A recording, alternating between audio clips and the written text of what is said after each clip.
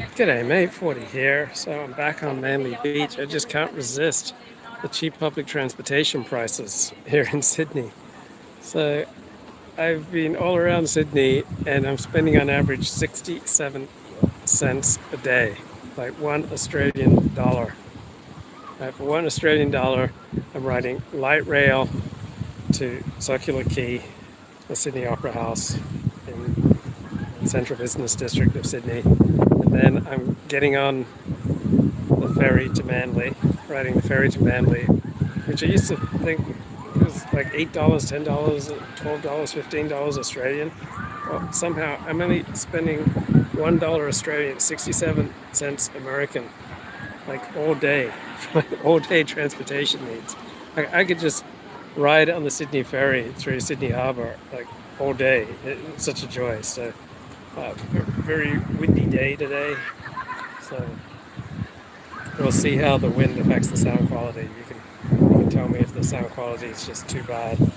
But been traveling around Sydney, listening to Dr. Mark Shapiro, who's a professor of Jewish thought at a Jesuit university, and here he is talking about woke culture. He's not very happy about woke culture. Something, I'll tell you what annoys me, and I know some people will disagree with me, but I'm going to show you what annoys me very much, because I take you, when you come on the trips, I take you to great places, and I show you great things. In fact, those who will be with me in Italy, we're going to be entering the venue. So tell me about the sound quality, because tremendous amount of wind, and I won't persist if the sound quality is too bad. But let's get some Uncle Mark Shapiro here. So anyway, the point about Mark Shapiro is his father is Edward Shapiro, an historian of Jews in America. And Edward Shapiro went to school in Washington, D.C. with Werner Wolf. Remember Werner Wolf, the sportscaster? He used to do the morning show on CBS back in the 1980s with Diane Sawyer. And his catchphrase was, "Let's go to the videotape."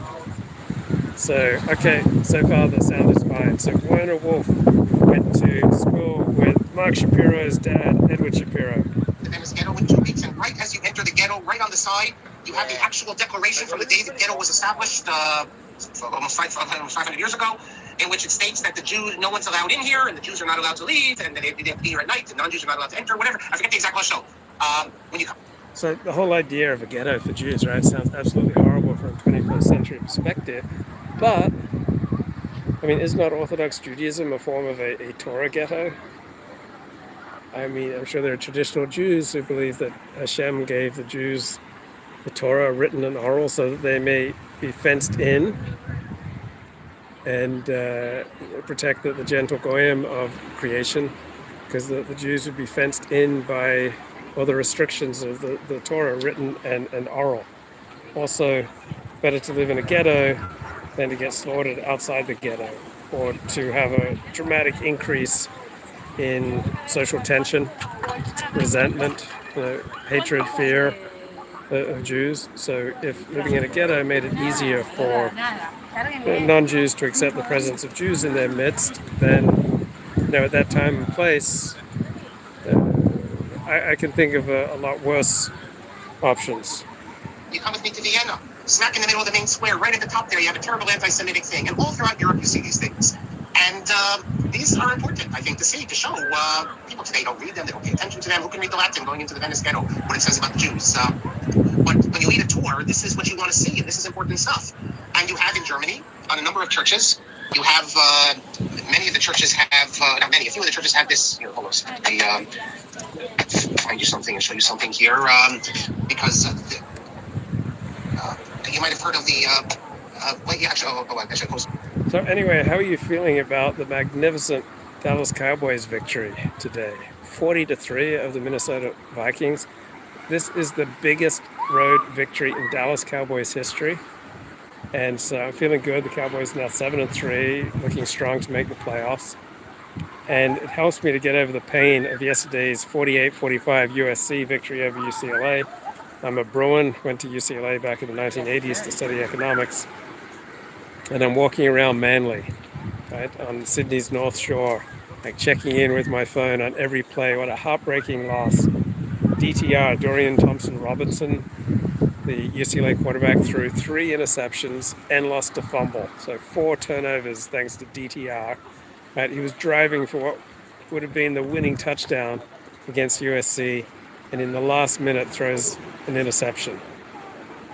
And I was just thinking about that. Like, I was very intensely into the game, but I get no social reinforcement, right, in Sydney for my sporting allegiances. So without social reinforcement, your allegiances tend to wane, whether it's to Judaism, to sports, to your culture, whatever it is that's important to you. If you're not getting social reinforcement from other people, right, your passions and commitments are going to attenuate, right? They're going to get weaker, right? We need other people. We need community to build up a feeling of connection. So one of the great things about sports is the connection with other people. What's the team? Bloody hell, this is wind.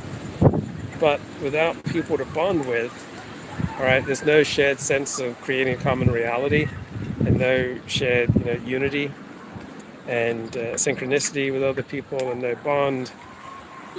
Does your passion for sports ball impede your spiritual progress? Well, it can.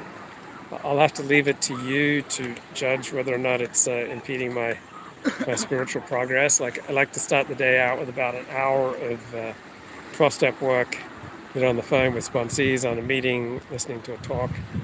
But after that, I feel free to explore my sports ball interests. So the World Cup has already started.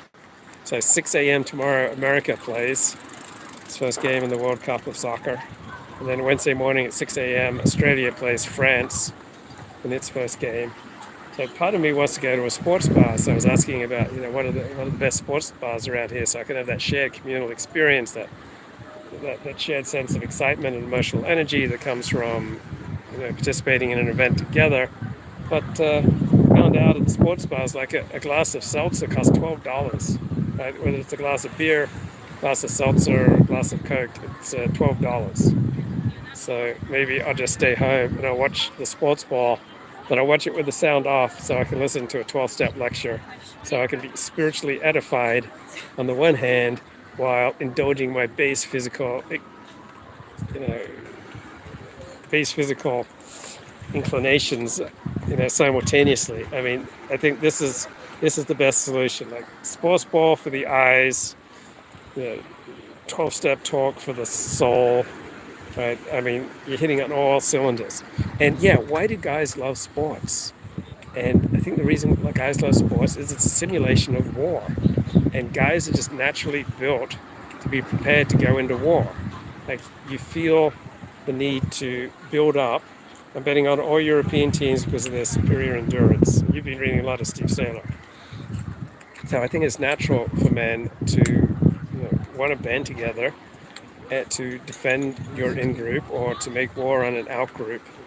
And so banding together for war, preparing for war, or having substitution rituals for war, I think is the most natural, normal male thing. And so the excitement and thrill of sports is it is a vicarious way of waging war, which is just totally, part of male nature.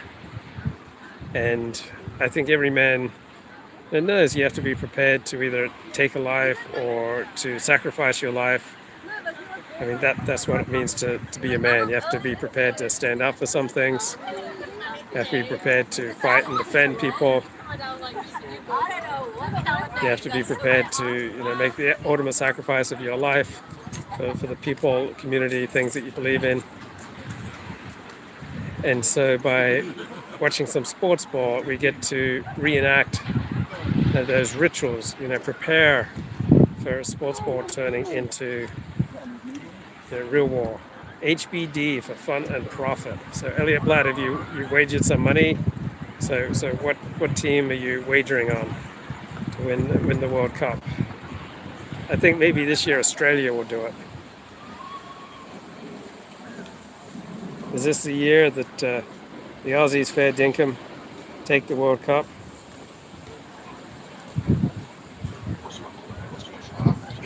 Share my screen again. The Ecclesia and Synagogue. So this is the big one in Strasbourg, the famous one, although now it's in a museum and it's replaced by replicas, but you have at various churches. So I definitely can't bet on sports ball. Like, that's a form of excitement that's just too potent for me.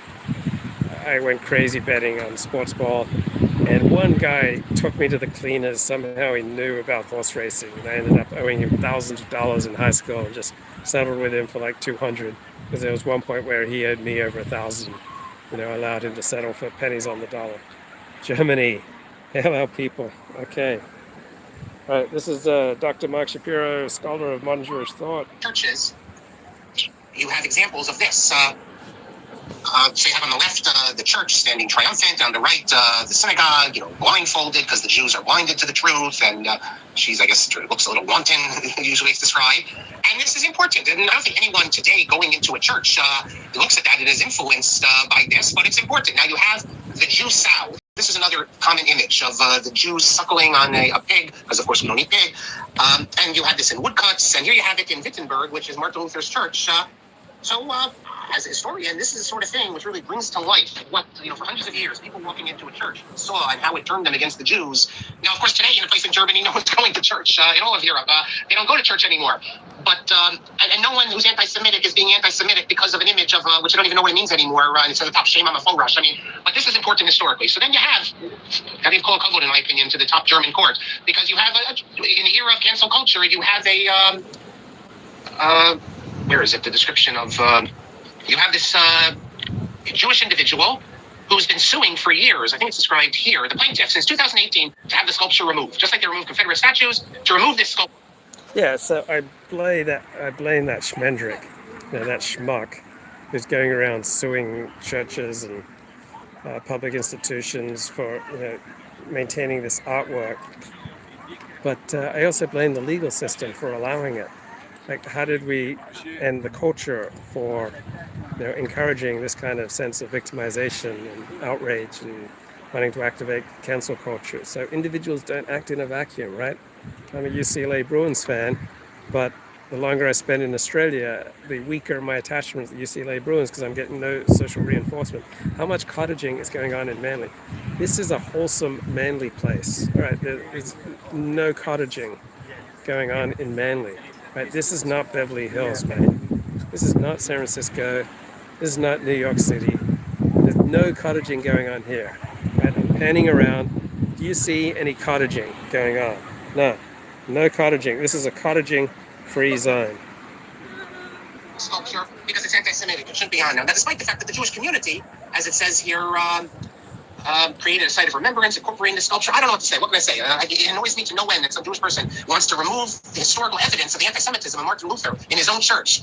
And it's not only a violation against history, it's a violation against, we should know the history of anti-Semitism, and it hurts my tours, because when I go to these places, I want to be able to point to it, and I don't want to, otherwise, who knows, they'll destroy it, they'll send it to a museum. It's like what they did with all the statues in America. No one knows where they are, they put them away somewhere, and I don't like it, and it annoys me. It's a do-gooder, and I don't like these do-gooders, because, and no one's going to the church anyway, believe me. They don't go to churches anymore. So what can I say? If they ever took them down, I'd be very, very annoyed.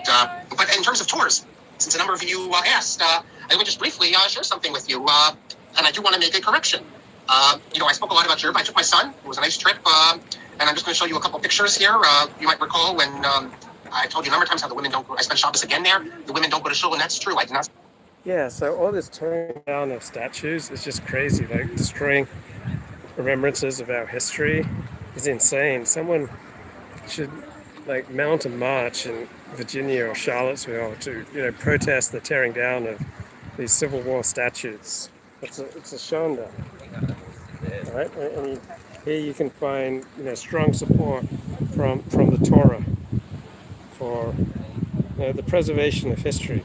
We shouldn't treat history so casually. On Shabbos. I asked people, they say no women go to shows on Shabbos. But I also told you that one of the rabbis who said, what do women have to do with show? He told me that almost none will show up on Rosh Hashanah Yom Kippur either. But I was told differently. I was told this time that most do go to show. So someone even said 90% he thinks go to show on Rosh Hashanah Yom Kippur. Obviously not this rabbi. So traditionally, Orthodox women didn't go to synagogue, but in Anglo countries, it's more common that women go to synagogue. But if you're single or you're looking to mingle, meet an Orthodox Jewish woman, you're not so likely to meet one at synagogue, right?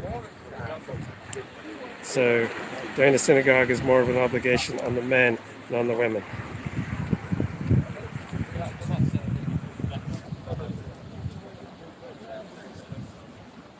Oops.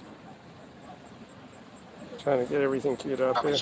And a number of them go to hear shofar, and but that's the only time. Also, that in Purim. In fact, let me show you something. I even was in one of the new shuls. Well, not new shul, newer shul, but they even built an Ezra's Nashim. Here it is, about 15 years ago. They showed me. So you see that even in Jerba, there's been some changes going on. But just briefly, here's some of the pictures I showed, and I think you might find interesting. The children, you got to be there on Shabbos to see hundreds of children. But I was interested also in the yeshivas. There's a couple of yeshivas. So here's a picture in one of the yeshivas.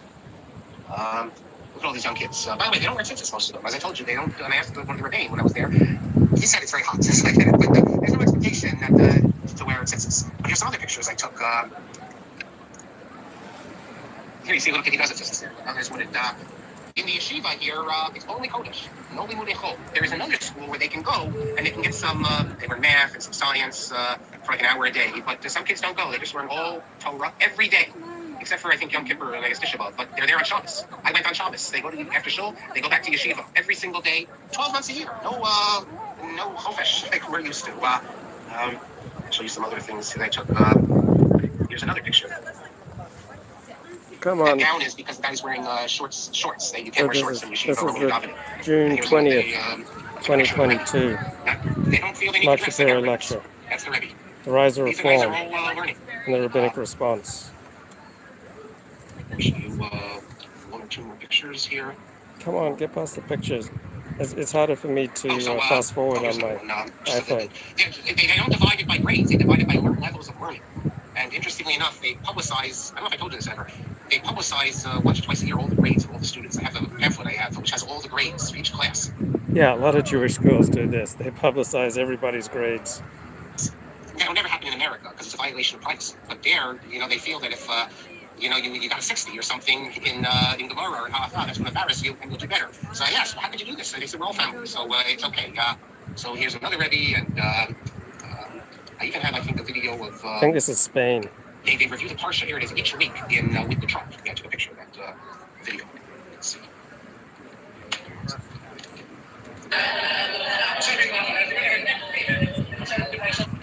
So by the time they're older, they know the whole Torah by heart with the Trump. When you go into the shul, you have to wear a gown if you don't have if you have shorts. So for example, this is my son putting on his tefillin in one of the shuls. You have to wear this gown, which is strange. And there's 14 shuls in Germany, including one in the shul. So everyone's Germany, not Spain. All the people who go out their shops there. And the final thing I want to show you is 14 shuls in Germany total. This is in a place called Zarzus. I also had a short son, which is near Libya. So much so that my phone was being charged a lot of money. It wasn't on the Verizon plan because it was going through Libya, believe it or not. And but they have a whole community there, all Arabic speaking. The only place in the world where you get Arabic speaking children who are Jewish. And so you don't think it was all research and going out there. There's lots of fun. If we ever have a trip there, here I am in the Sahara. That was a lot of fun. So that's our brethren in Tunisia, in Jordan.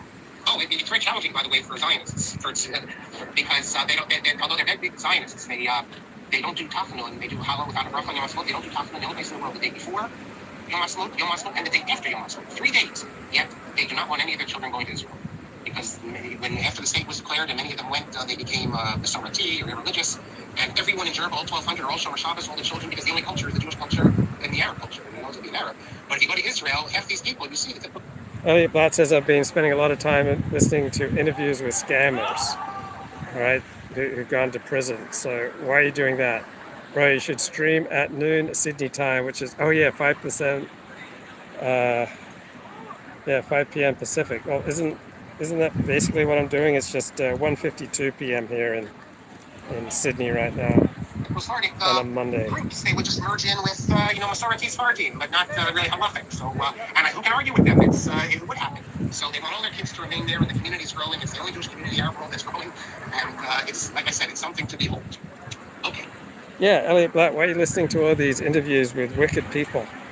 Shouldn't you be listening to interviews with, holy, righteous, Gedolim, the great rabbis? End of that.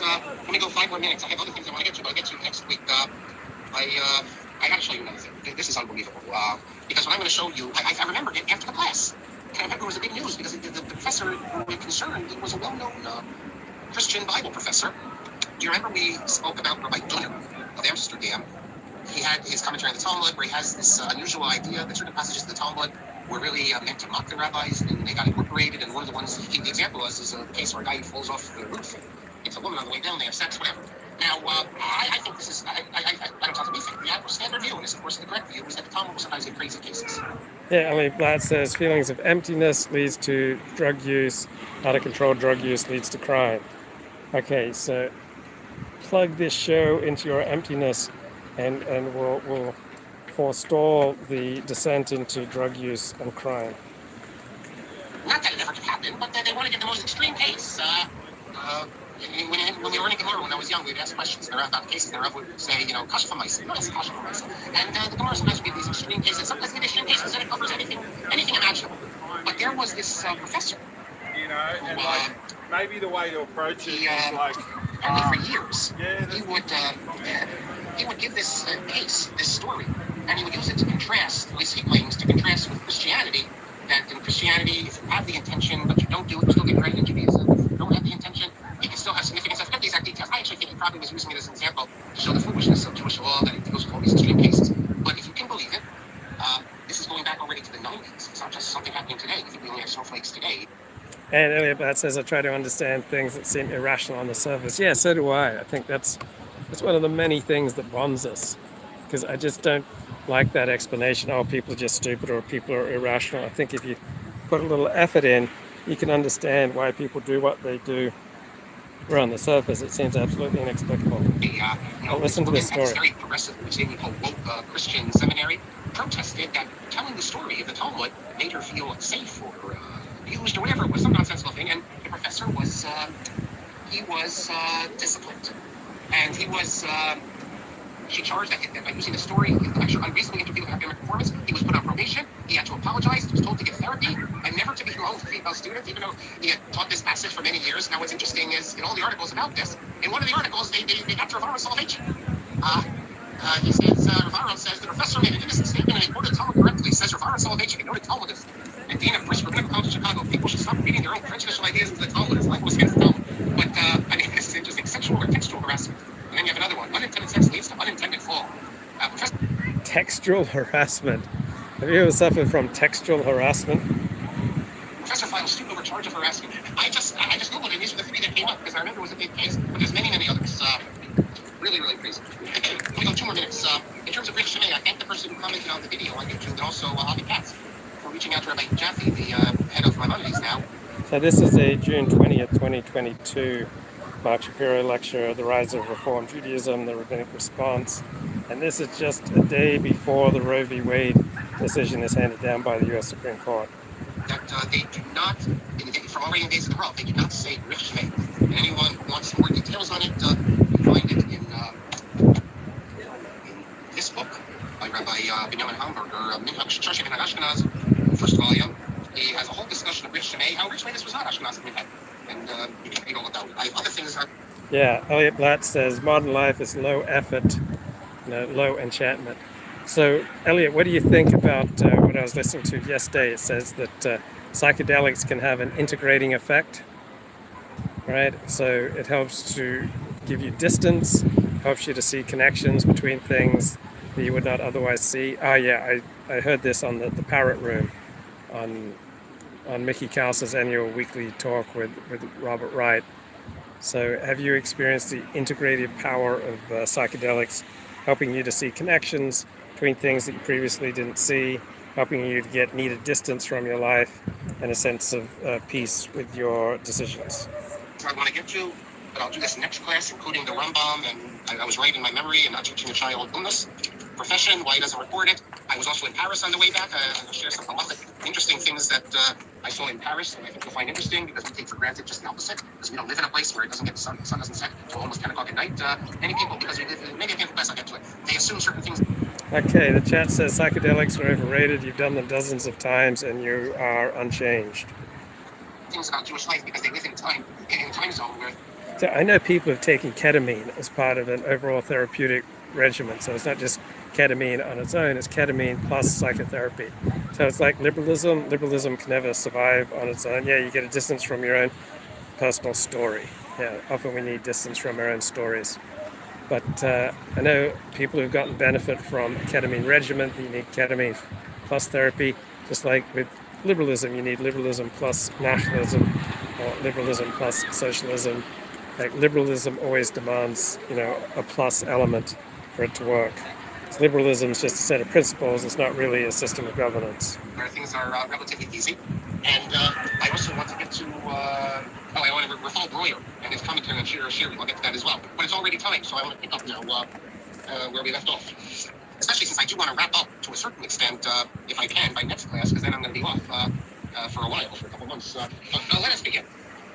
If you recall, and if not, I encourage you to go to the videotape. And as Werner Wolf used to say, Werner Wolf was together with my father in school in Washington, D.C. But do you remember him from the news? You can go to the YouTube or the Torah Motion and you can listen to it.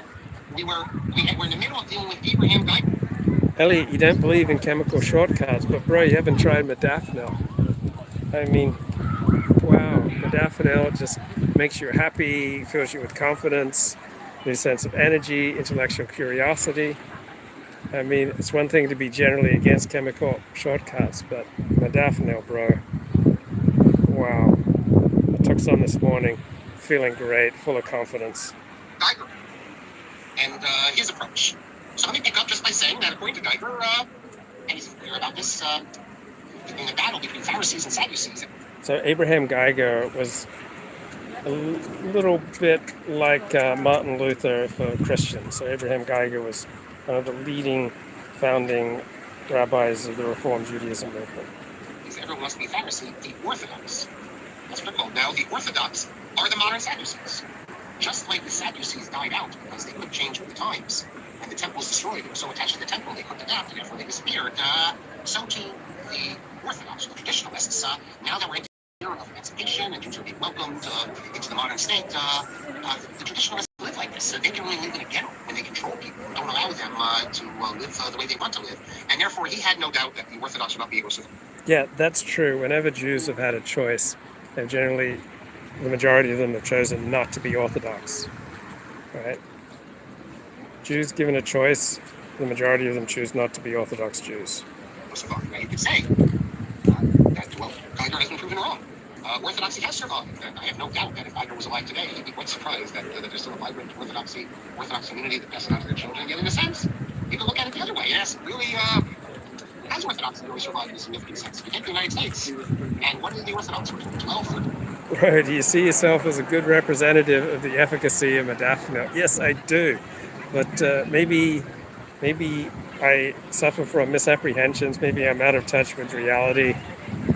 Maybe I'm missing part of the story here.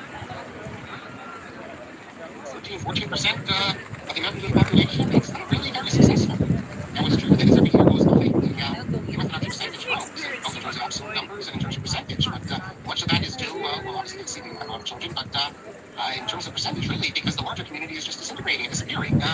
So I don't know if, in retrospect, if a 15% survival rate of the Orthodox, which then will become the Jewish community to a large extent, in certain places already is the majority, like in Baltimore, but maybe Geiger could say that's not such a success. But even as it may, Geiger did not even think that we could have any vibrant religious communities in modern times. And there's a version read with Geiger on this major focus we get to that traditionalist Judaism of the sort that Geiger's referred to pronounce. So I'm logging about 10 miles a day, meaning most days I'm doing between 12 and 15 miles.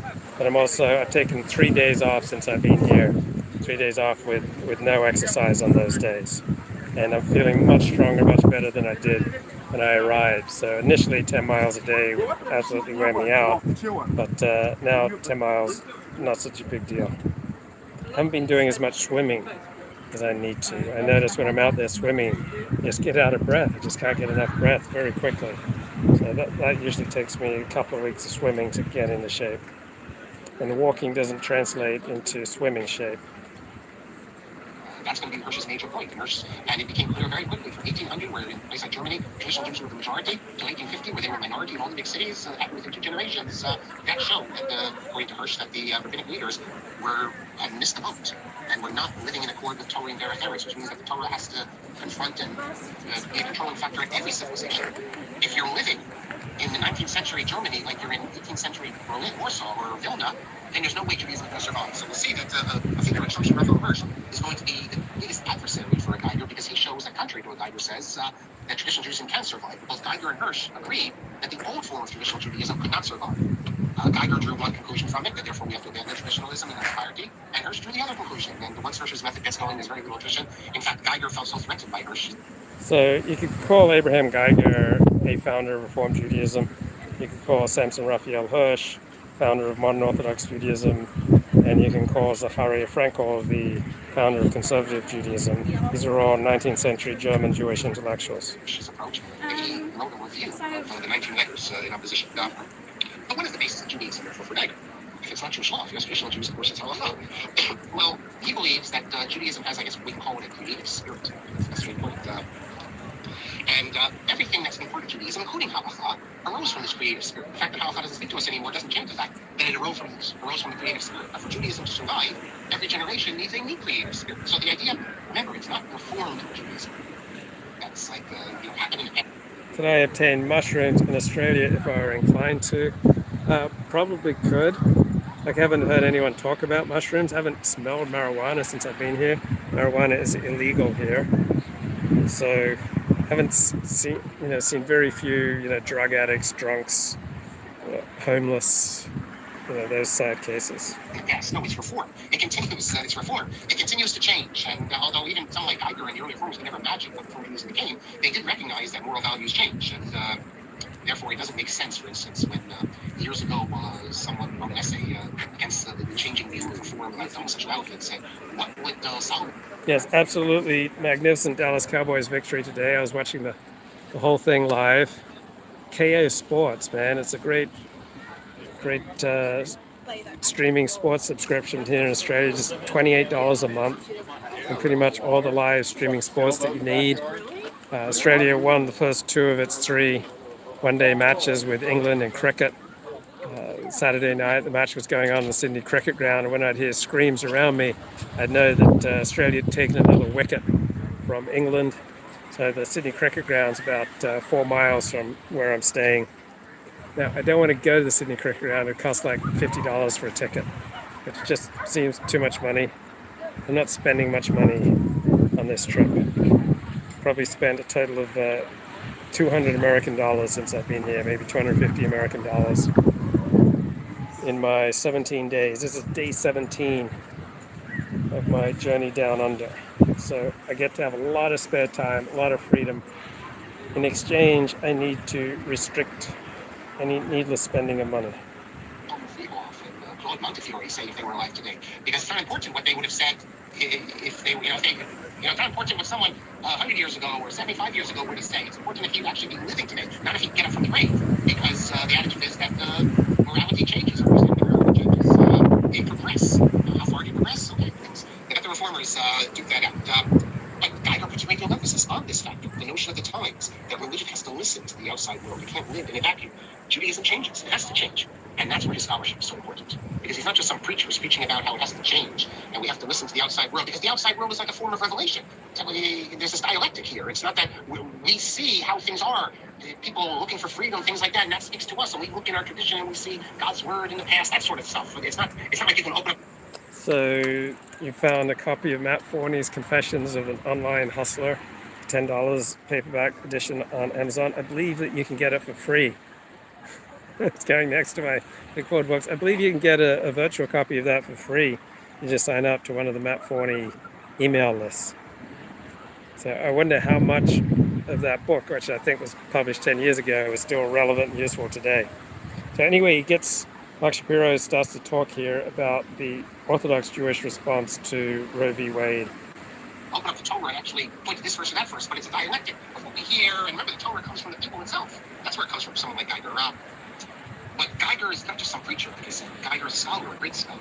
And it's going to be his understanding of ancient Jewish history, like the Pharisees and the Sadducees.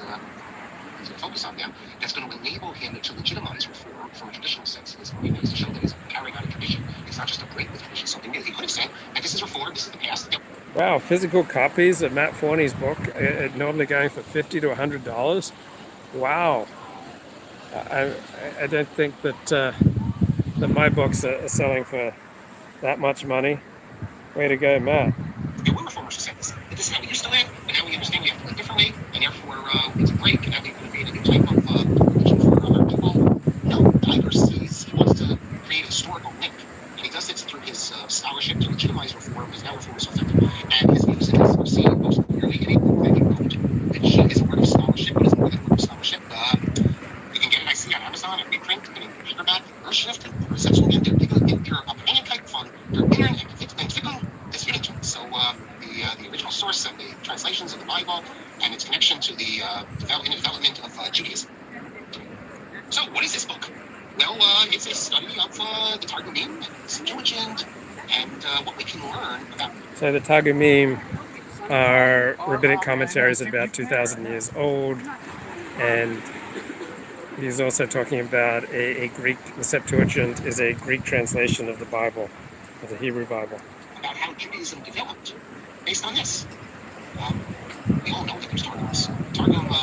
Do I believe the media is trying to protect Caroline Eliason and Sam Bankman-Fried? I certainly think so when you look at that puff piece in the New York Times. But they're also getting a lot of critical scrutiny. But yeah, I think they got so much positive press because they echoed the media's left-wing orientation. So if you echo the values that the media upholds, you're much more likely to get positive press. I mean, if they'd been right-wing and donating to VDARE, they would have gotten destroyed. Yeah, Sam Bankman-Fried. So, yeah. We have a ruling class, and they're predominantly on the left.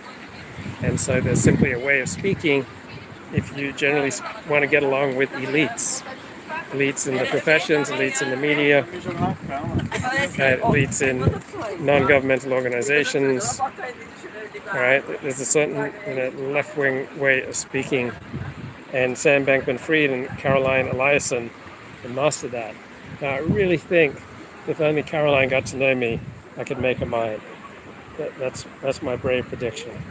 Caroline, if you're listening to this, please reach out. I'm here for you. Is the Aramaic translation of the Torah. You open up any Hebrews, but also you have Ukos. You have other Targums. You have the Targum in Navi, you have Jonathan, Targum Jonathan, you have the Juvim Targum, Paul Jonathan's not, and on the Torah you have a Targum. So these are 2,000-year-old rabbinic commentaries on the Bible. The Targum is not referred to as pseudo-Targum, because it's called Targum Yonatan, but we know Yonatan didn't write it. And the reason it's called Targum Yonatan is because originally it was tough apostrophe Yud, and the printer thought that was Yonatan, but actually it refers to Yerushalmi, Targum Yerushalmi. And there's a fragmentary Yerushalmi with another bit, Yerushalmi, it's called Targum Yofiti. So there are two Talmuds. There's the Babylonian Talmud, which was produced in Iraq about 1,500 to 2,000 years ago. And there's the Jerusalem Talmud, which was produced in Jerusalem. The Babylonian Talmud is the dominant one in Jewish life. It gets 100 times as much attention as the Jerusalem Talmud. Leftists are aware that their hysterical reactions to benign events such as Trump on Twitter only serve to feed their enemies. Yeah, but it doesn't just serve their enemies. They're also whipping up enthusiasm and fundraising and emotional fervor on their own side. So when you have one side of the political spectrum getting hysterical, one question to ask is, what reaction is this creating from their enemies? Another question to ask, what reaction is this creating from people who are in the middle? And then the next question to ask is, what reaction is this creating among members of your own team? So if you can fire up your base, right, and fire up the other party's base, right, then on the face of it, you're dealing with kind of an even reaction. So the main thing is, do you fire up your base more than you fire up the opposition? And that seems to be the formula for winning. You want to fire up your base more than you fire up the opposition, and you also want to increase the odds of people who are undecided moving into your camp. That's what the name was given to celebrate the Vatican. So we have a number of Targumim. Other than Unkelus, the others are more extensive, very midrashic. We have the Septuagint, which is a Greek translation of the Torah. We have Vulgate, obviously, the Latin translation. We have, in terms of ancient versions, we have Samaritan texts. And we also have testimony of ancient texts, the Talmud, Midrash, other sources. So there's a lot to work on in this regard. What Geiger's going to tell us is that there's a whole history to Judaism that, in a certain measure, we can see through these ancient texts. No one really had argued this before, to the extent that Geiger did. He is speaking in terms of grand theological ideas. It is true. Okay, you say today's leftism and today's leftists seem so lacking in self-awareness, it's unsustainable. Well, they're incredibly successful. So maybe because they control almost all of our major institutions, because they dominate the cultural means of production, maybe that has allowed them to become more slovenly and lazy and self-indulgent. So that's one possible answer. Another is maybe they're so dominant in today's America because they are sufficiently self-aware to be effective. I mean, it's hard to say that the center-left and the left have not been effective. They dominate most of our institutions. We'll see, even before Geiger, it had been argued that the scribes, the Sophrim, and even the Masoretes, we'll see about the Masoretes, the ones who punctuated the Torah, had altered the original text. We'll talk about the Sophrim. But Geiger's going to go much further because he's going to offer a complete discussion of this phenomenon. And is the Anti-Defamation League aware that their actions actually jeopardize Jews? I don't think they are. I don't think they believe that. But the ADL used to be always on the left, but much less partisan than it's been since Jonathan Greenblatt took over. So now it's just overwhelmingly a leftist institution, and their hysterical responses to people like Kanye West and Kyrie Irving, I don't think really are doing Jews or non-Jews any favors. So there's going to be a blowback to this ADL overreach. But how severe the blowback? And they're very good at fundraising, right? And money is power. So not clear that they're completely blowing it. I certainly don't like what they're doing, but they keep raising money. They keep getting heard in important places. They seem to have tremendous institutional and personal power. They can, they met with Elon Musk. They seem to be able to meet with anyone they want. It's going to show us that he thinks that there were. They seem to be able to meet with anyone they want, but Donald Trump. But Donald Trump doesn't seem to pay the ADL any mind. Evolving views, theological views, religious views, and we can see the remnants of them in the various versions of the Targumim, and this affects theology, it also affects halakha. Before Geiger, most people said, well, these are mistakes, these are errors, copyist errors, translation errors. But Geiger said, no, these are not errors, these are not mistakes. These are different halakha positions, different ideologies. Who is writing these checks to the ADL? Some of it's, old Jews who are afraid that the Cossacks are coming.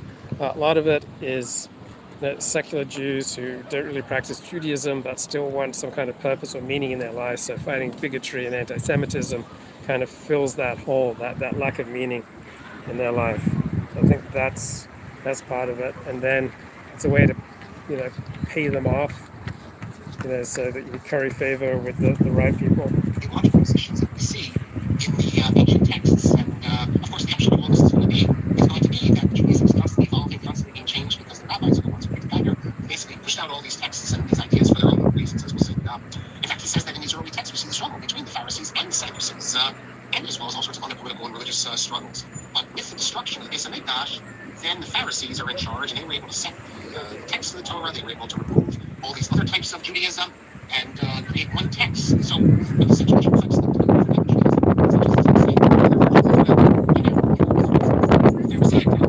what about the Septuagint? The Septuagint is the Greek translation. It's the Bible of the Greek Orthodox Church.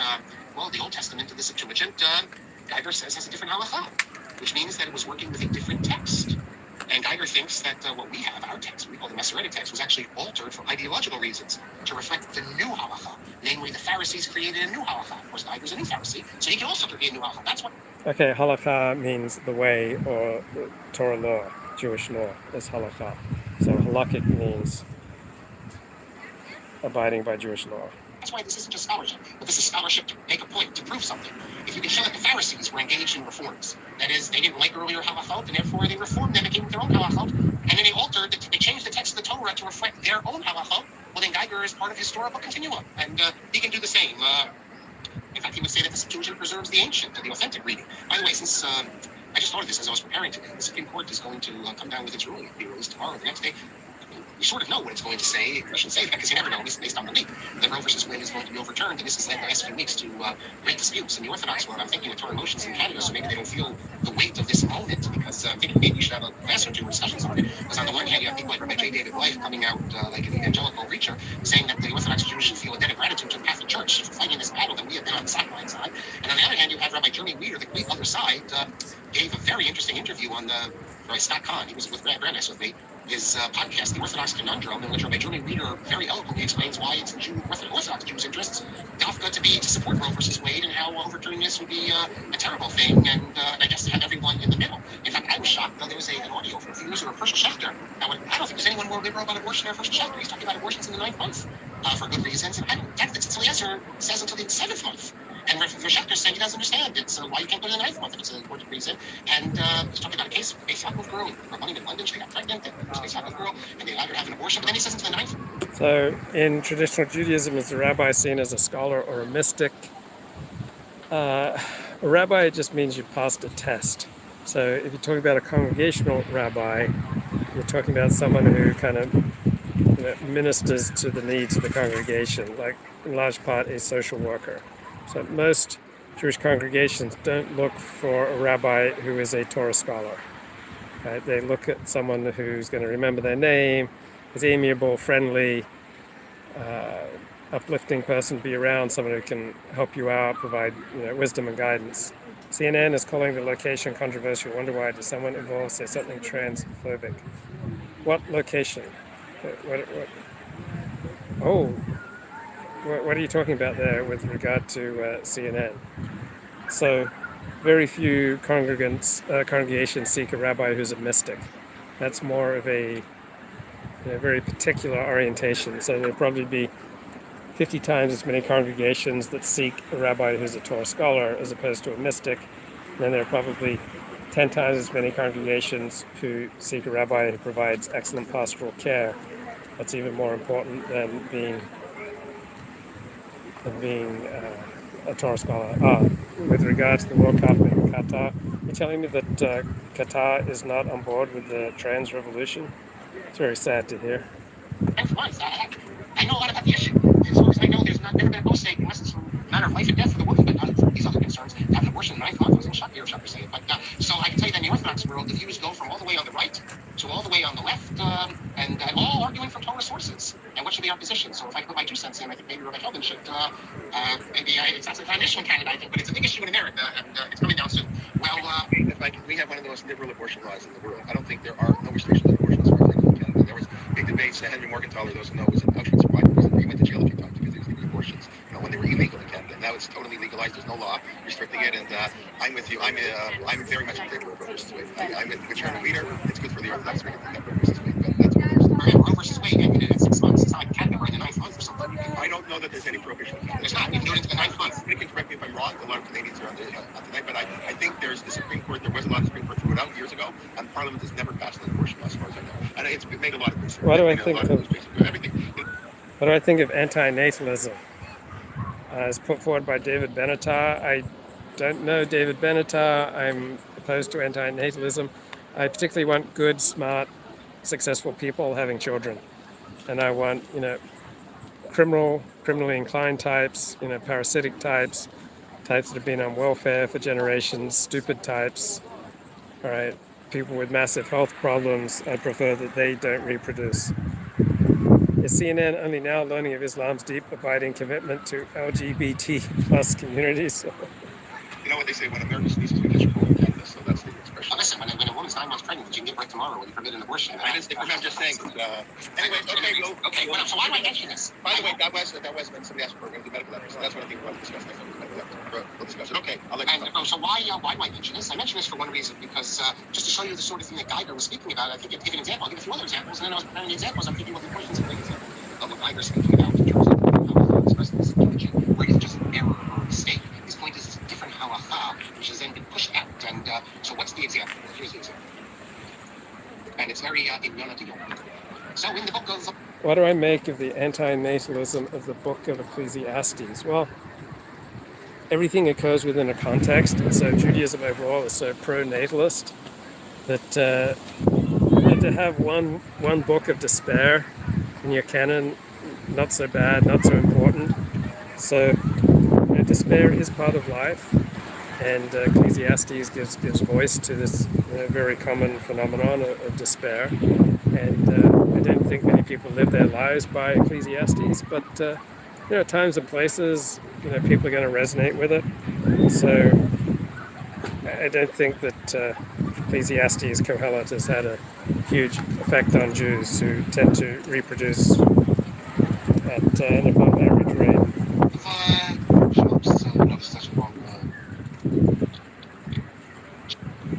Okay, apparently some of the construction workers in Qatar were illegals from Nepal. They were jailed and were not allowed to buy tickets for the World Cup. That's very sad. Very, very sad.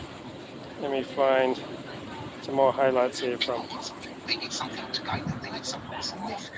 If you don't have traditional religion, you need to fill it with something to give your life meaning. So there's been a lot. The universal Jewish concern is the upper straight of the Jews. There's those Jews who are everyone. But because we had this connection to God, that God spoke to us, that we felt the sense of spirituality, a sense of an existence of God, and through the use of our reason, we were able, before others, this is going to be part of the idea of the mission of ethical monotheism, to come up with important ideas that any civilized society needs. Now, there is going to be a tension here between the stress on... So now I'm on to the June 27th Mark Shapiro lecture here, The Rise of Reform and the Rabbinic Response. So talking about largely 19th century Germany. Reason and revelation, because although Geiger puts a stress on reason, there were many Reform leaders who actually believed in revelation of the Torah. There were plenty of Reform leaders who, in contrast to Geiger, were complete believers that the Torah was revealed in its entirety. However, they believed that...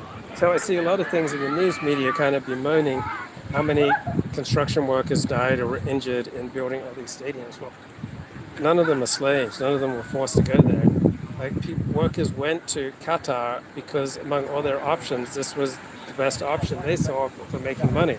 So yeah, it was working in extreme heat, but it's not like they had a plethora of opportunities, or they could just work from home, producing legal documents. All right, so everything comes with a risk. Poverty comes with some pretty big life and death risks. That within the Torah, it was also understood that the laws are not eternal. They only apply in an era, like we saw when you live among idolaters and pagans, that the Torah itself doesn't wish for you to keep the ceremonial ritual law. But they believed the moral law was a product of divine revelation, so much so that Isaac Mayer Wise refused to hire Louis Ginsburg to teach in Cincinnati at the Hebrew Union College because he suspected that Louis Ginsburg wasn't adherent to the higher criticism, and Isaac Mayer Wise, the Reform leader, believed in Torah in its entirety. For Geiger, the outer core is up.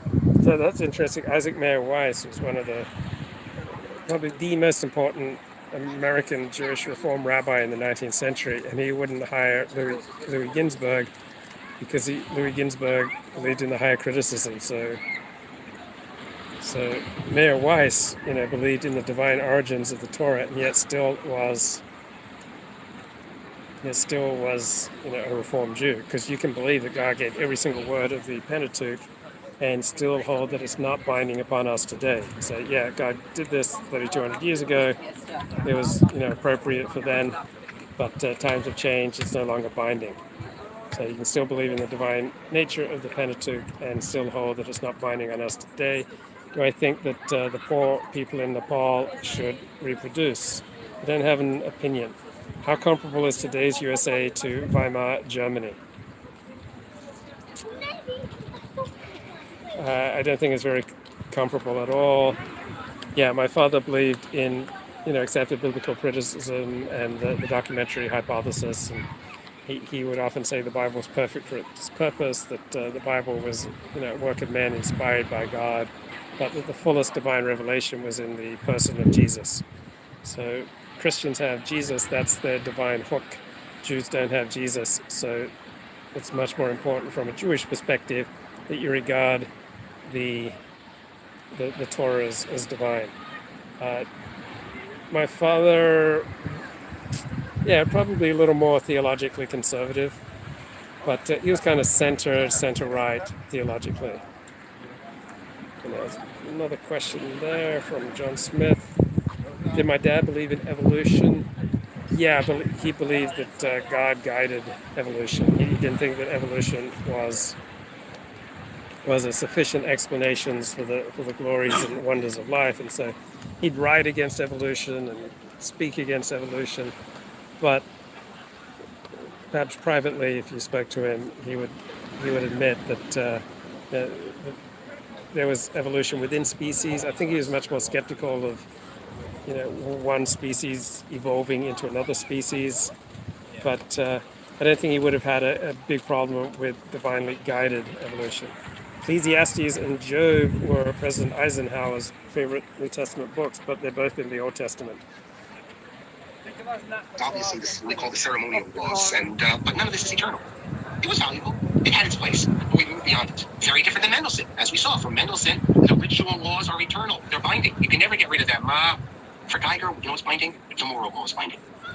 In Geiger's day, everyone knew what the moral law was. As we've seen in recent years, what used to be thought to be moral, today immoral. Today. Yeah, my father definitely did not believe that the world was 6,000 years old. He thought that was ridiculous. He accepted scientific explanations that the world was billions of years old. Today is often regarded as not immoral, so even basic morality, we have new understandings. But for Geiger, they hadn't yet reached that point, so the moral law is binding. The ceremonial law is made by people, and it can change over time. It's based on customs and traditions. If they remain meaningful, fine. If they're not meaningful, no. Is the anti-Christian historicism a net negative or a net positive? I don't know anything about Richard Carrier. I have no idea whether it's a net negative or net positive. I mean, I'm very much a historicist. I believe that you can only understand everything within its historical context. So everything I say do today takes place within a particular historical context. Like what's radical, one day is normal the next, and is the law at another time. So I don't think you can understand anything without understanding it in its situation. So I'm a big believer in the power of situation. Now, for some people, I guess reading Richard Carrier, it would damage their Christian faith, and so it would have probably a negative effect on their lives. So some people leave Christianity and they become better, happier, more effective people. Other people leave Christianity and they become degenerates. So some people leave Judaism, become happy, healthier, more effective, and nicer people. Other people leave Judaism and become degenerates. So it's not clear. So now we know what's eternal and what's not eternal. And we also see that what determines what's the arbiter. It's human reason. And John says, I think on the whole, religion does more harm than good. Stunts social progress. I think for some people in some societies, it sometimes in history does more harm than good. But given that it's virtually universal, the need for religion seems like a biological necessity. You can't live without a hero system, and religion is just one form of hero system. So, John Smith, you have a hero system. You tie yourself into something transcendent. You believe that you're aligning with the forces of history or the forces of good or true or righteousness. Right? Everyone has a hero system, which is based on a substantial leap of faith. Yeah, but even as a nihilist, I'm sure that there are still things that you believe in. Right? Everyone needs a hero system. Everyone needs some way of believing that their life has meaning and that their decisions have meaning, their actions have meaning.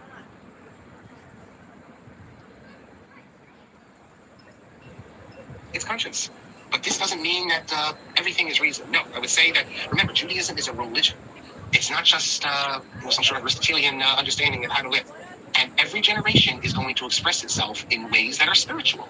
But every generation has to find it. Every generation will find ceremonies that speak to them. So Geiger is not saying get rid of ceremonies.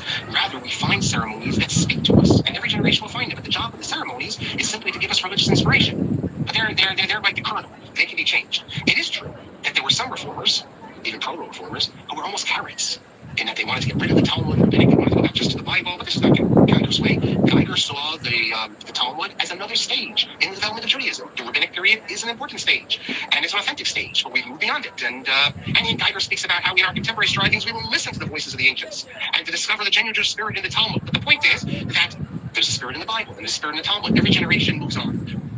What is the essence? Yeah, Elliot Blatt says, I find people without a link to the transcendent boring. So some kind of link to the transcendent seems to be almost a biological necessity. That everybody has some sort of code that they live by. Everybody subscribes to some sort of hero system to give their life transcendent meaning, whether they're religious or secular. That's no Judaism, if you can point to an essence for Geiger. And Geiger points to the prophets. If you want to know what the essence is, in a spiritual sense, we know, as I said, the Ten Commandments, things like that. But if you want to see how it plays out in action, look to the prophets. The prophets, for Geiger, they recognize that the rituals were secondary. And there's all sorts of psukim where the prophets speak about, the prophets say, you weren't commanded on sacrifice. Hard to know what they mean. But when you weren't commanded, the Torah is full of these commandments. So it seems to be that they're saying that these are not the essential commands, the most important commands. So for Geiger, if you look at the prophets, what do they have? They have concern for the poor, concern for the widow, concern for the orphan. The rituals that outlive their usefulness, they stand in opposition to... Okay, what is a hero system exactly? So most people are scared to death of insignificance. Most people are scared to death of the idea that their life has no meaning or purpose, and that when they're gone, it won't make any difference. So to ward off this feeling of insignificance, people subscribe to some sort of hero system. So for some people, it's science, right? The pursuit of scientific truth, whatever virtues they ascribe to science, right? That's what gives their life meaning. And so they will slave all day and all night in service of science, because that gives their life meaning. Other people get their meaning in life from their sports team. So they kind of merge their identity into that of their sports team. And their sports team serves the role of heroes and prophets and teachers and people who walk the true and the good path in life. So hero system is some sort of system that transcends yourself, and that by attaching yourself to it, you get meaning. So for a Jewish hero system, by performing the commandments of Judaism, following the dictates of Judaism, participating in Judaism, you connect yourself to like a 4,000-year-old tradition. And so you're part of something that goes, goes way back in history and will go, far forward in history. So you're not insignificant. You're part of, an eternal people that will last thousands of years forward. John says, I have found embracing the meaningless of life, particularly my life, has been a relief and not a burden psychologically. And then other people get meaning in life out of gardening, all right? They feel themselves part of nature, part of the cultivation of nature, the beautification of nature, the horticulture, right? Just absolutely absorbs them. And so by absorbing themselves into horticulture, they feel attached to something that transcends their own individual life. Other people transcend their life by belonging to a 12-step program, so helping people with a particular addiction. That gives their life long-lasting meaning that goes beyond them, because they've been able to help other people, and these people will help others, and so there may be a long chain of people that they've been able to help. Other people get their meaning in life from fishing, from pursuing hobbies, woodworking, creating beautiful things, and showing other people how to create beautiful things, the pursuit of beauty, and the aesthetic. Right? This becomes something that transcends their own individual self and goes on down through history, and that gives their life meaning. True spirituality, they can jettison them. Today we call this social justice. And they believed in God. They believed in the one God, obviously, and they believed in a bright future of humanity. We're moving to a better place. Geiger could point to the fact that 19th century Germany was more civilized and more advanced than medieval times. Obviously, that was the case. And the source of the ideals of the prophets is God. Because they were inspired by God to search and to come up with these ideas. So I believe it was the intellectual Ernest Becker who talked about hero systems and how we have a need for hero systems. I think it may have been in his book, The Fear of Death. But our greatest fear with death, with regard to death, is being insignificant, Ernest Becker held. And so to ward off this feeling of insignificance, we create hero systems. Yeah, via YouTube live streams, I can be immortal. And nationalism is another way many people feel the need for significance. You attach yourself to something that's longer lasting than yourself. So therefore, Geiger sees value in rituals if they have meaning. And he kept kosher. It might surprise you. Geiger kept kosher. Does that mean that he was not on all the things? No, but he would not eat pork, things like that. He was, because it had value. it gave spirituality to our lives. It added holiness to our lives. On the other hand, because it's up to Geiger to decide what gives spirituality, he can also decide that circumcision was, quote, barbaric and bloody act. That's what he said, Geiger. Now, as I recall, he says this in a private email, a private letter. So I don't believe he ever publicly advocated getting rid of circumcision. Later, you'd have Reform leaders who definitely got rid of circumcision. As far as I recall, he never publicly spoke about this, but privately thought it was a barbaric act. Why is it barbaric? Because it's not in his mind, it's not a representation, I guess you could say, of the Jewish spirit. He wouldn't fast on Tisha B'Av. Did he fast on Yom Kippur? As far as I know, he did. But we know he didn't fast on Tisha B'Av. He tells us he didn't fast because today, for Geiger, we're not mourning over the temple. On the contrary, history has shown that the destruction of the temple was a positive thing because it led to a different type of Judaism, a more advanced type of Judaism, one not focused on sacrifices in the temple. Geiger has often been criticized for really being an advocate of this idea of Germans of a Mosaic persuasion, although as far as I know, he never used that expression. And there is some truth to this. During the 1840 Damascus affair, there was a Catholic monk or friar and his Muslim servant in Damascus who were killed. And the story was that it was the Jews who did it to take use the blood to make matzah. And Geiger didn't get involved with this. He said that, in fact, hold on a second, I just want to... There's I saw something interesting before on this.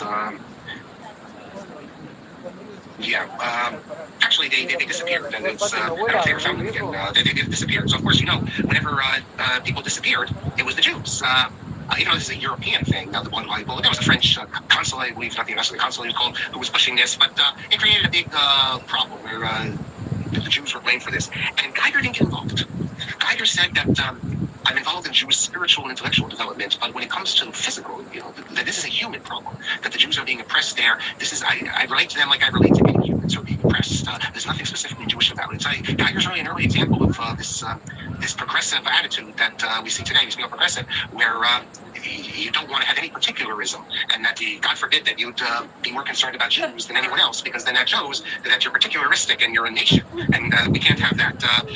Although it needs also to be said that later in life, when Jews were being persecuted in Romania, he did try to get the Prussian government to intervene.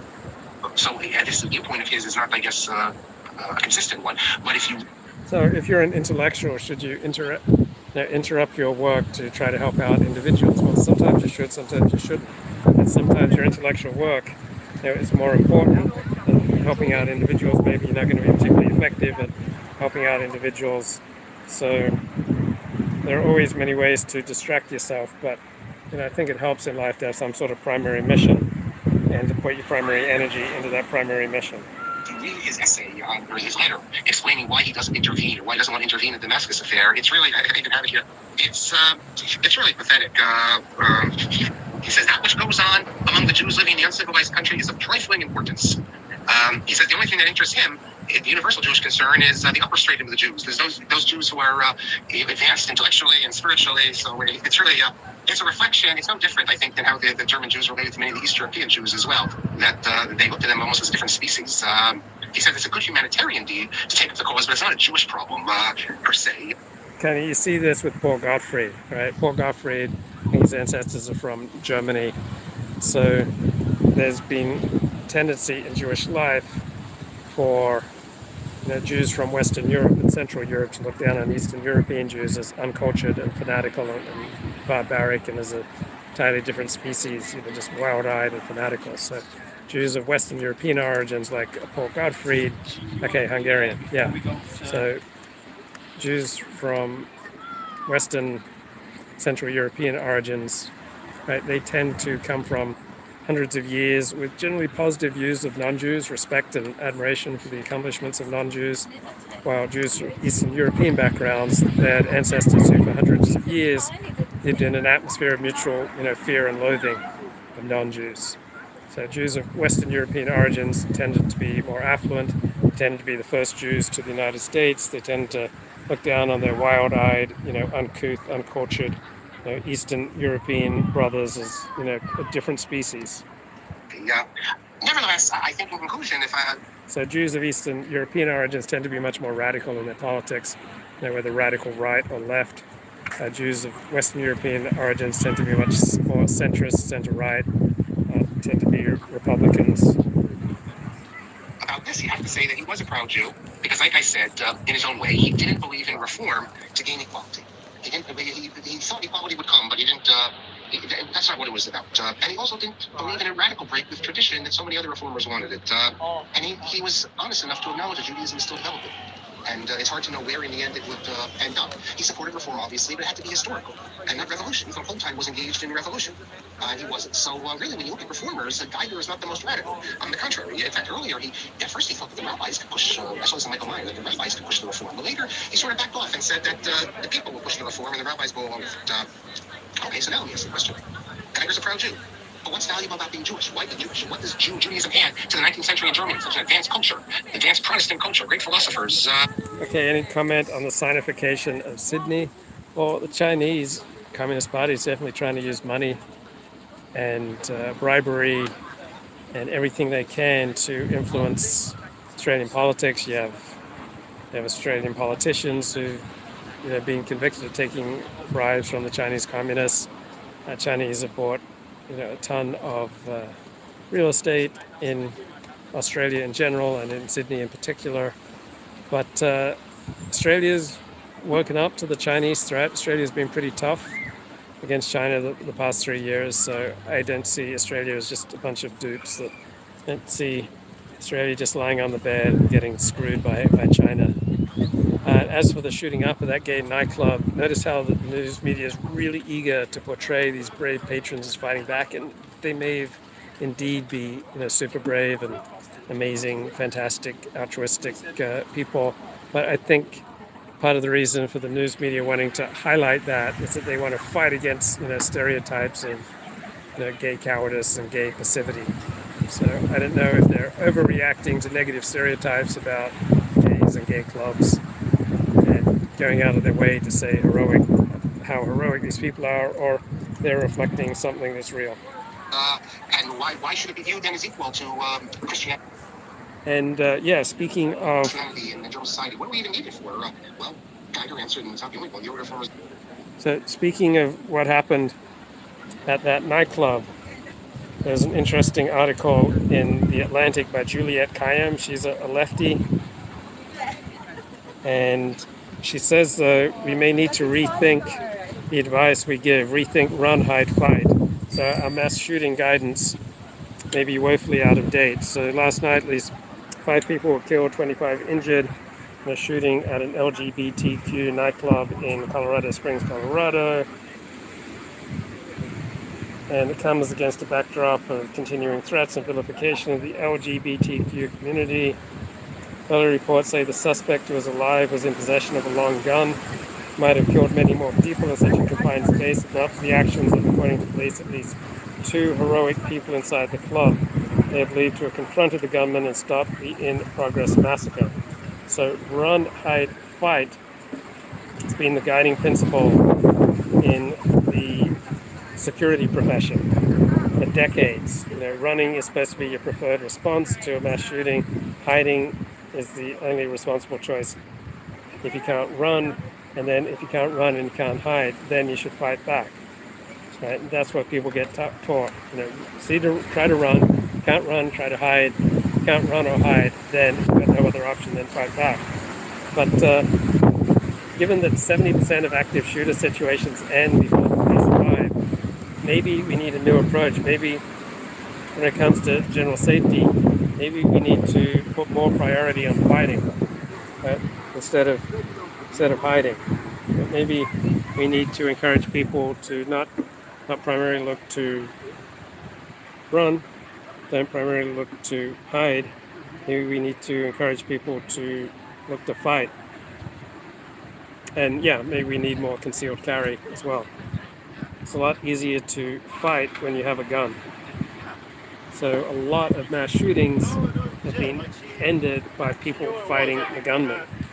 And they've often sacrificed their lives, but they prevented much wider loss of life. Sometimes these mass shootings have been prevented by good people carrying guns. Back to Mark Shapiro.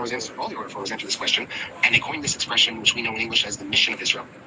And now, what does it mean, mission of Israel? Mission is not about Jews being missionaries, like going out and converting people. We have not done that in a long, long time. Although, if you look in the New Testament, there's a passage there that speaks about Jews looking to get converts, and we know about this. Herod's forefathers, his grandparents, great-grandparents, I forget now, were forced to be converted. in converts. But that's not what it means.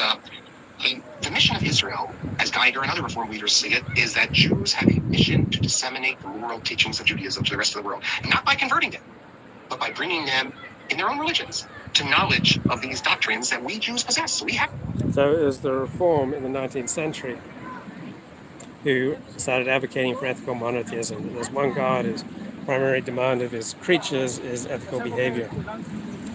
I don't think we'll ever have concealed carry legislation in Australia. No, not right now. There seems to be absolutely no impetus. The Australians are absolutely convinced that the reason they're so safe is because they make it next to impossible to, legally own and carry a gun. So right now I don't see any significant public sentiment for concealed carry in Australia. All the doctrines that you see in the Ten Commandments and doctrines about helping the poor and the widow, all these things, doctrines of a pure God. This is going to be one of the issues because they do believe in a pure idea of God. So Jesus is going to be a problem. So although they don't want to rock the boat, the Reform leaders understand that there still is something important that Judaism could give to the West, namely a more pure idea of Judaism, because men like Geiger obviously rejected the idea that God is human form, Jesus. So we Jews, although we're small, we're a minority, we're going to teach you. That's our mission. We're going to teach you not just through doctrines, but through our life. We live a moral life. Jews are not involved in war. Jews are involved in immorality much less than everyone else. So we've preserved a moral, pure way of life. And we're going to model it for the world. Sound ethnocentric? It was. And believe it or not, that's the reason why, of all the Reform doctrines, today Reform Jews, this is the one they want nothing to do with. Because can you imagine Reform Jews today think about the mission of Israel? That makes it seem like we're better than other people or that we have something special. No, that's going to be something that modern Reformers don't want. But for people like Geiger, we are going to, through modeling this through the mission of Israel, we will help bring the world, the nations of the world, to the Messianic era. Now, what's the Messianic era? The Messianic era, it has nothing to do with prophets or supernatural interventions or anything like that. The Messianic era, or personal science for that matter, the Messianic era is an era when the world, like Isaiah says, there's no more war, when people respect one another, when they live in peace. That is the Messianic era. That's what God wants. Earlier generations couldn't appreciate this. They could only imagine a time, because they were living among pagans and barbarians, they could only imagine a time when they'd have to leave these pagans and barbarians and make their way from the four corners of the earth to the land of Israel, where they could create a moral society. That's why they imagine this Messianic vision of return to Israel and building the temple. But today, we live among civilized people, dignified people. So therefore, we have no desire, and God doesn't have a desire for us to return to the land of Israel and start worshiping in an old-fashioned way. No, the Messianic era will take place in every civilized society, and that's what God wants. So it's monotheism, it's personal morality, and it's joined even early on with what we would call social justice. And although the ethical monotheism has been jettisoned from Reform Judaism today because it seems too ethnocentric and too haughty, I guess, that makes us too special. Social justice not only has not been jettisoned, social justice for Reform Judaism became the central feature of Reform. So this message that Jews had a divine mission to teach the world about ethical monotheism, this is what got me so excited in the early 1990s. Dennis Prager's presentation of Judaism as the embodiment, the quintessence of ethical monotheism. Right? This has got my motor going during my conversion to Judaism. Where everyone is called to. So now I've changed my thinking. I don't think people are primarily changed ethically, morally by instruction such as ethical monotheism. I think people are primarily morally improved by improving the quality of their connections. First of all, with themselves. Second of all, with other people. So people are at ease with themselves, and their friends, family, community tend to be at ease with others and tend to generally act in a pro-social and ethical way. Right? People who are alienated from themselves, alienated from other people, alienated from the community, people who lack close connections, these are the most dangerous people. Right? And so far more important than inculcating people in ethical monotheism is anything you can do to help people come to terms with themselves, with their own flaws, their own reality, their own history, and come to terms with the flawed nature of other people around them so that they can then move on to have better relations with themselves, first of all, and with others. And then people tend to behave much more ethically. Help improve social welfare of society is a hallmark. It's a defining characteristic today. They term it tikkun olam. Tikkun olam, it's only really from the 1960s that tikkun olam comes to mean social justice. Tikkun olam has Lurianic connotations, and if you go back to the Talmud, you can... So tikkun olam, repairing the world, is in the Aleinu prayer, which goes back approximately 2,000 years. But that's repairing the world under the rule of God. It's not, repairing the world under left-wing socialist politics. So this notion that tikkun olam means left-wing social justice politics, but that's only about 50 years old. you can have a similar type of expressions that talk about, making good decrees so that the society functions. But tikkun olam, in the sense, it's a great expression. And I don't know who was the first to coin it, but I believe it's from the 60s, certainly not in the 50s. Although in the 50s, you had people speaking about civil rights, things like that. So you had this notion, look, if you get rid of Jewish law, if you don't have halacha, you need to fill it with something else. So what do you fill it with? You fill it with something which is part and parcel of Judaism. Social justice, I hate to say it, but if you start reading passages today from Isaiah, people think you're a Reformed Jew. You go to an Orthodox school and you start doing it, then I think you're a Reformed Jew. But that's because the Orthodox have forgotten a large measure, just like the Reformed forgot a large measure. So the Orthodox have only been focused on halacha, and the Reformed didn't have halacha, so they focus on Isaiah. But the truth is that they both are necessary, and they're both vital, and Isaiah himself kept halacha. So you can't get rid of them. You can't jettison it. If you look take a look in chapter 18, 19, I forget which one it is, where you get the important psukim, just weights and measures, and carrying out the will, giving poor people and all that. Right next to that, you have things dealing with no tattoos and shaving with a razor and sexual crimes. In other words, the ritual and the social and the moral, we combine it. They're all together, and you see that very clearly in that chapter. I think it's chapter 19 of Vayikra. Unlike what the Reform said, unlike what the Christians said, that you have to divide into a ceremonial ritual. The ritual is only temporary, it's not eternal, so that we can get rid of, but we still can hold on to the moral. But you see that the ritual and the moral are intertwined, and you can't have one without the other. But it did become a hallmark of the movement, the Reform movement of social justice, and even the Center for Social Action, and it was directed by David Saperstein. I don't know if he's retired yet, but and the movement is committed to liberalism, liberalism. It's not just liberalism, progressivism, separation of church and state as well, but all these social justice states. In fact, Jacob Petrovsky comes from a Orthodox background, was a leading Reform thinker. He wrote a very good book called Prayer Book Reform in Europe, and he has an article, a special article devoted to, it's called Karaite Tendencies in Early Reform, because you had some of these early Reform leaders who were so anti-rabbinic that they almost became Karaites. But he wrote in one of his last essays during the Judge Bork conference. Let me see here if I can quickly. So I never met Petrovsky. I always wanted to. He dies in 1991. So that was, so it was the 1980s. It was under Reagan that Judge Bork they nominated him. Am I right about that? Was it? Yeah, it was definitely it was President Reagan. So Petrovsky wrote an essay in which he said he walked into a Reform synagogue. He was a leading Reform thinker. And he said, right as he walked in on the right, there was petitions there to send to your senator to oppose Judge Bork being raised to the Supreme Court. And he concluded from that Reform Judaism had failed because it had become liberalism with a Jewish flavor. And as an old Reform Jew, Petrovsky's point was that it's fine to be liberal, but Reform Judaism can't just be a branch of the Democratic Party. It has to be Judaism. And Republicans also have to be welcome in Reform Judaism.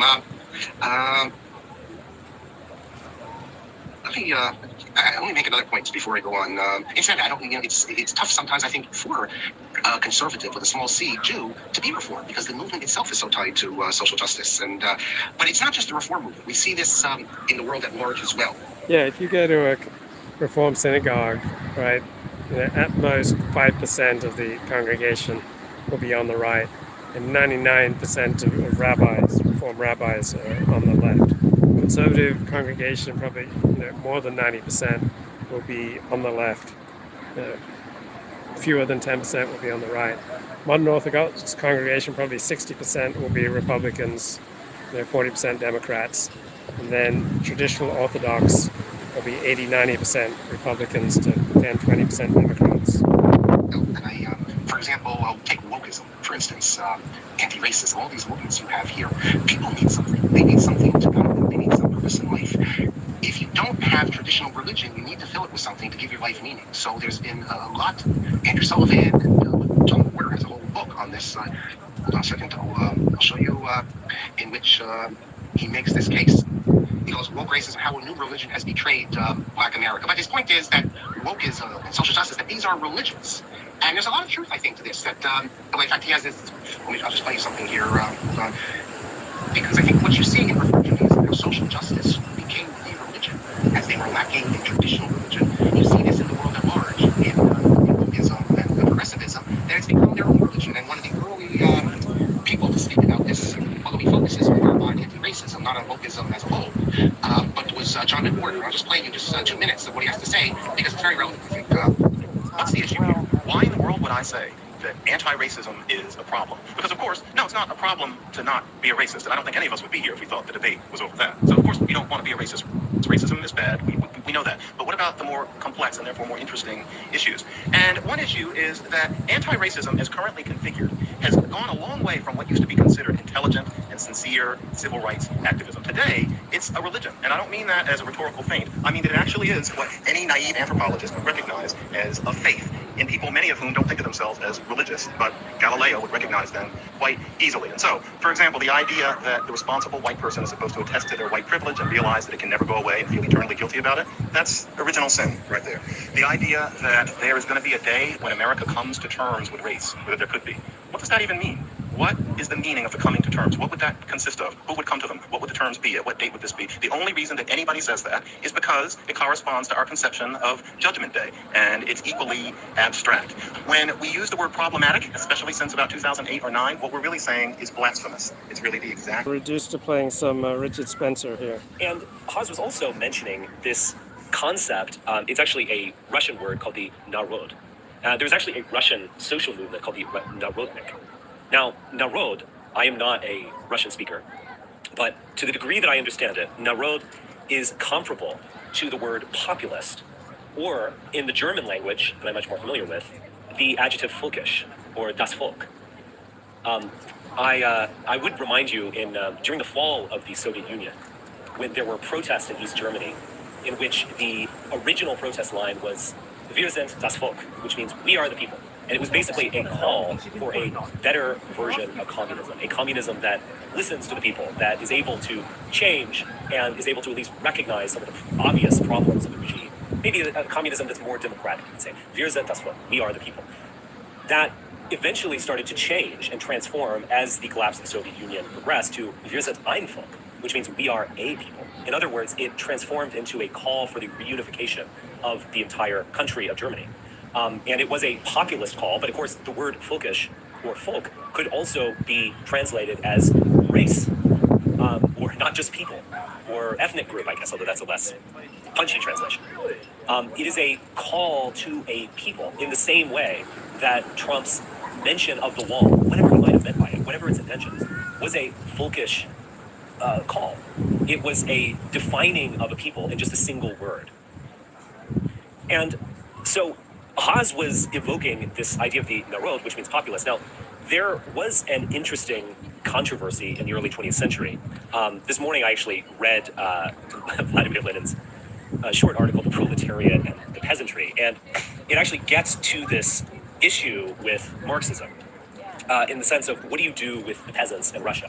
Now, as you probably know, there is this kind of contradiction or at least something that's rather interesting and kind of unpredictable about the fact that a Marxist revolution occurred in Russia and not, say, in Paris or London. According to a certain orthodox Marxism, any kind of proletarian revolution would have occurred in London or Paris or Berlin or New York or something. That is precisely where the urban proletariat is found. That's where it is most advanced and thus most likely to spill over into a new stage of history. Russia's backwards. The peasants were only liberated in the 1860s, and obviously a Marxist would look at that as a kind of false liberation. You weren't literally bound to the land, but you're still susceptible to capital. You haven't reached human emancipation, which is what a Marxist wants. You've simply reached a kind of political emancipation, and maybe an emancipation in name only. So what do you do with Russia? It's seemingly 100 years behind Germany or England or the United States. It's a different world. And what do you do with this? Well, Lenin was arguing explicitly that this is a unique situation, but this doesn't mean that the peasants as well can't be a revolutionary subject. And he called upon that narod sentiment of the people, and in Russia's case, the peasants. So Haas was kind of trying to connect this, I think, with the American middle being a kind of revolutionary subject.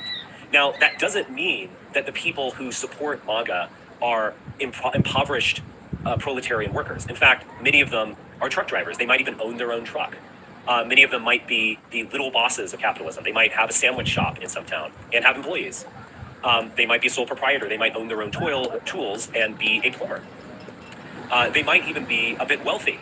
You can make a lot of money if you're a successful plumber or a successful electrician. You're certainly middle class if you succeed at those things.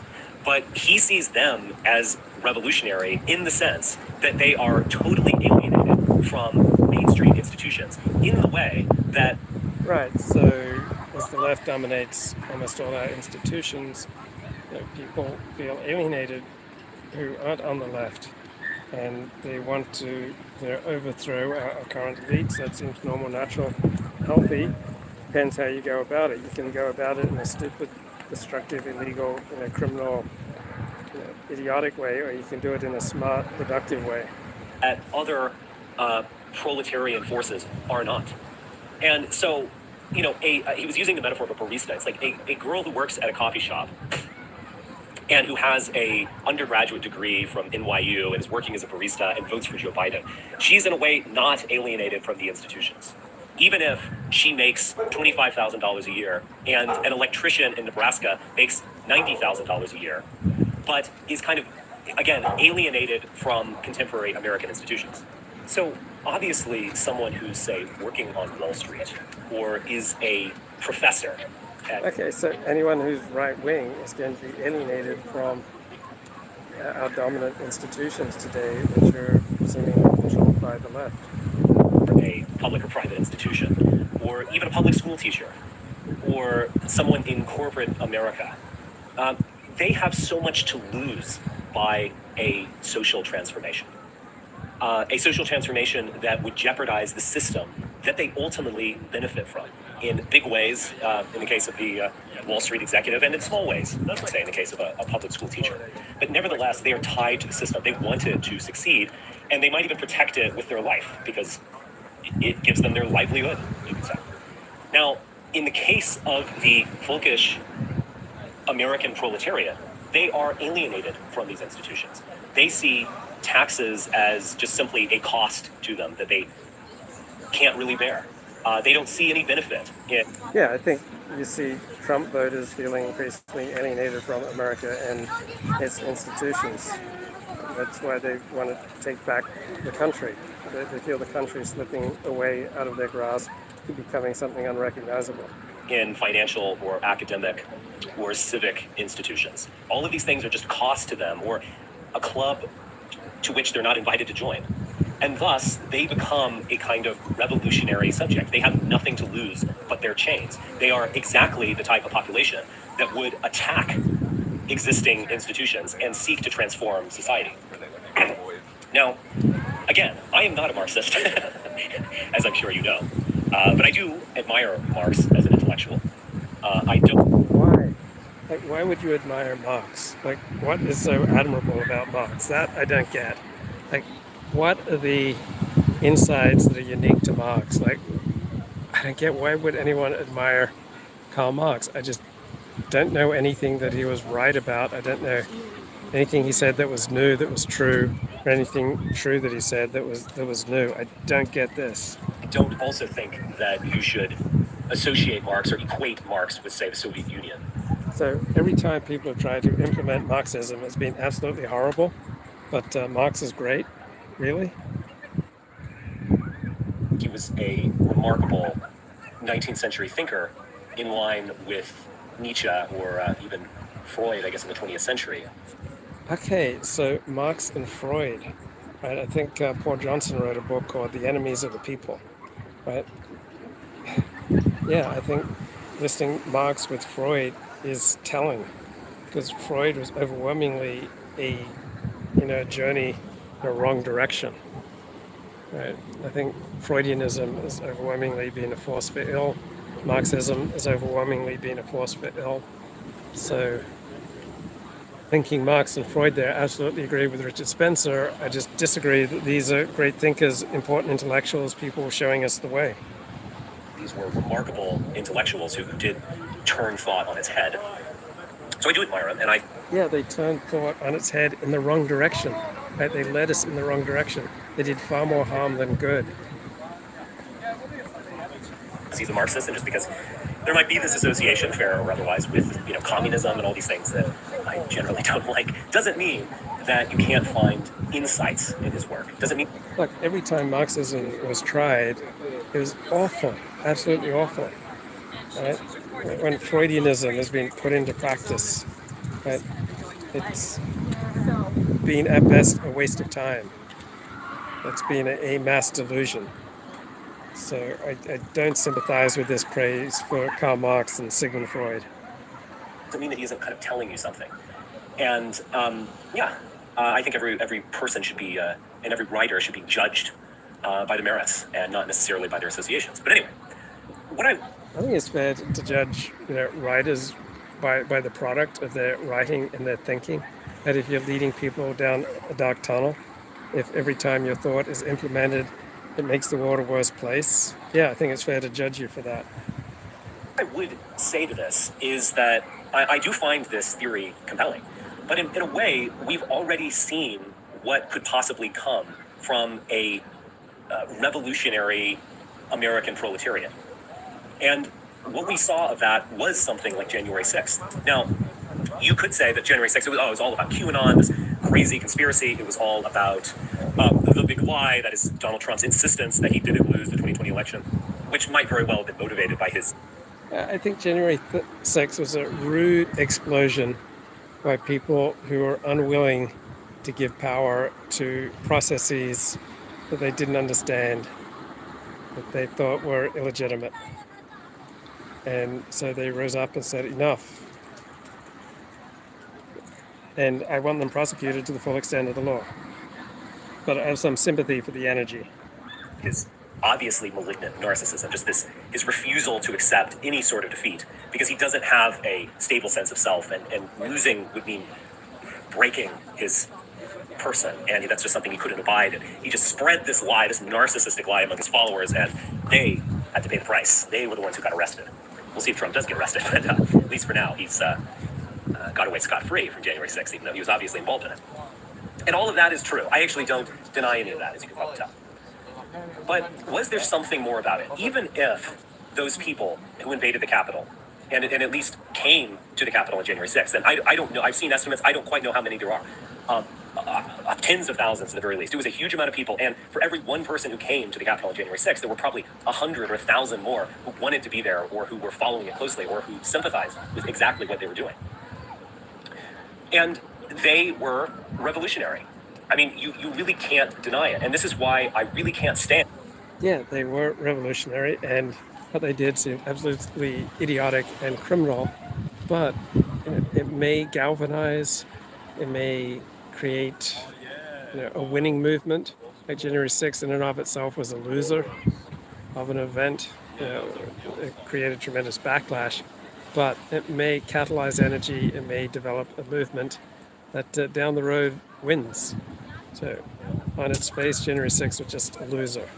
But January 6th didn't just occur in a vacuum, right? It also influenced people, catalyzed people, helped to grow a movement. And a lot of the conservative apologists, you could say, about January 6th. So they're like, oh, well, things got out of hand. There were a few bad apples. But, it was just a lawful protest. Or people who say, it didn't get out of hand. It was all Antifa or something like that. Or the guards opened up the doors and encouraged people to go in. All of that is a total misrepresentation. There are videos of the guards, by the way, kind of opening up the doors, but there are also videos of dramatic, violent confrontations with police. So you have to balance both of those things. Anyway, I can't stand any of that apologist that you see from Tucker Carlson or from American Greatness or something, the blog, or that you'll sometimes hear on more outlandish podcasts about how Antifa did it. I think MTG might actually believe that, but I can't stand all of that stuff. It's all a bunch of lies, and in many ways, it misrepresents and demeans the sincerity of the January 6th protesters. And I am not on their side. I was totally out of the loop with that stuff. I did not support it. I found it laughable and buffoonish, but I won't doubt their sincerity. Their feeling that they were part of something bigger than themselves, that they were... Okay, so they had a hero system, right? Sometimes your hero system leads you down a dark criminal corridor, which appears to be the case here. Sincerity doesn't really count for anything, right? Sincerity doesn't make you any more likely to be productive, efficient, effective, good, righteous. Sincerity is not a positive virtue in and of itself. They were actually engaging in a kind of revolution. They wanted to hang Mike Pence. That was a novelty gallows, you could say, but they got their hands on him. They probably would have hanged him, to be frank. There were some funny videos of one woman who was interviewed by Okay, so we'll follow the revolution to be continued. Bye bye.